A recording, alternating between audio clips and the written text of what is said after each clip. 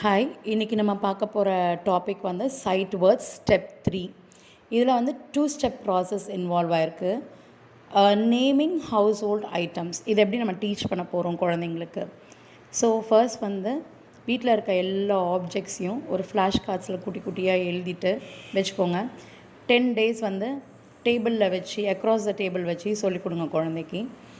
அதுக்கப்புறம் 11th டேலேருந்து அதை வந்து அந்த ரெஸ்பெக்டிவ் பிளேஸில், இப்போ வாஷிங் மிஷின்னா வாஷிங் மிஷின் இடத்துல ஒட்டிடுங்க, சேர்னா சேர் இடத்துல ஒட்டிடணும், ஃப்ரிட்ஜ்னா ஃப்ரிட்ஜ் இடத்துல ஒட்டிடணும்.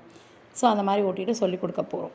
யாருக்கெல்லாம் இந்த 2 step process of sight word reading நம்ம சொல்லிக் கொடுக்க போகிறோம் அப்படின்னா, for any child you want to introduce reading skills you can.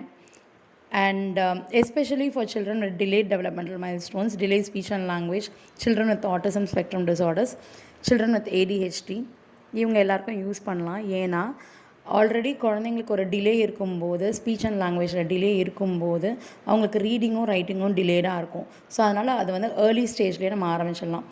எப்போ இதை ஆரம்பிக்கலாம் அப்படின்னா, நம்ம ஒரு early pre reading skill activity நம்ம பண்ணியிருக்கோம் முன்னாடியே. That is see and circle, hear and circleனு ஒரு டெக்னிக்கு. அதை யூஸ் பண்ணதுக்கப்புறம் இந்த மெத்தடை வந்து நம்ம இன்ட்ரடியூஸ் பண்ணலாம் குழந்தைங்களுக்கு. So to describe the technique, இந்த டெக்னிக் எப்படி நம்ம யூஸ் பண்ண போகிறோம் அப்படின்னா, like as I said earlier, write all the words in a flashcard, teach each and every word every day consistently for 10 days. 11th day நீங்கள் என்ன பண்ணுங்கள், அந்த ரெஸ்பெக்டிவ் பிளேசஸில் ஸ்டிக் பண்ணிவிடுங்க.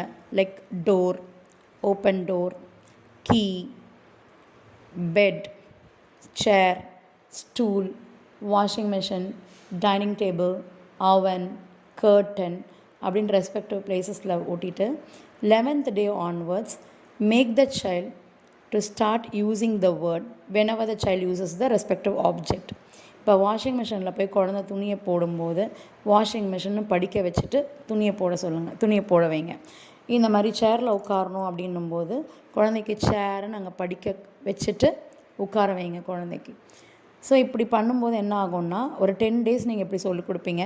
11th டேலேருந்து குழந்தை வந்து அந்த ஆப்ஜெக்டை யூஸ் பண்ணும்போதெல்லாம் அவங்களே அதை படிச்சுட்டு தான் யூஸ் பண்ணுவாங்க. ஃபார் எக்ஸாம்பிள், குழந்தை வந்து ஃப்ரிட்ஜை திறந்து சாக்லேட் எடுக்க போகிறாங்கன்னா ஃப்ரிட்ஜுன்னு படிச்சுட்டு அவங்களே திறந்து சாக்லேட் எடுப்பாங்க.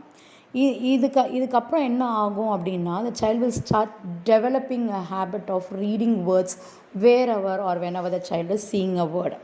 அதுக்கப்புறம் அவங்களுக்கு வந்து அந்த ஃப்ரீ ஃப்ளோ ஆஃப் லேர்னிங் வேர்ட்ஸுன்றது ஒன்று வந்துடும் அவங்களுக்கு. தேங்க்யூ.